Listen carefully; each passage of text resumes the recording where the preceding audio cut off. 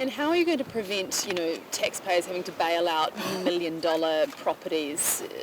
How are you going to avoid those sort of situations? People who have knowingly built or bought properties on the coast.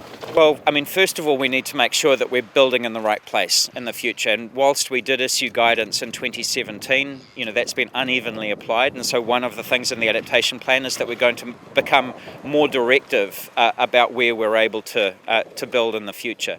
Having said that, as we know, we've already got developments in a number of places that are increasingly at risk. We've been very clear that the risk and the cost has to be appropriately shared between the property owner, their insurance company, their bank, local government and central government.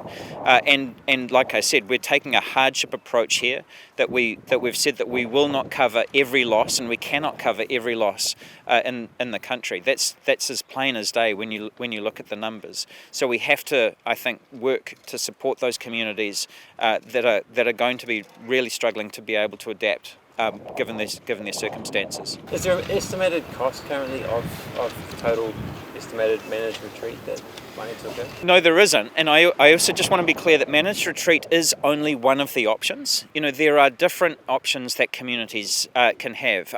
I have said in some cases doing nothing may be an option. There are obviously costs and consequences that are associated with that.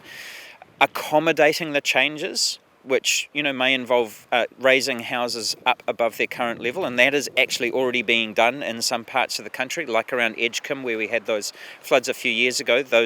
Many of those houses have actually been lifted up and placed on pads or stilts and so on in some of those areas.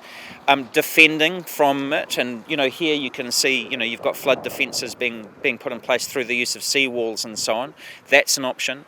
And then also you do have the option of managed retreat. And all of those have some costs and all of those have some consequences.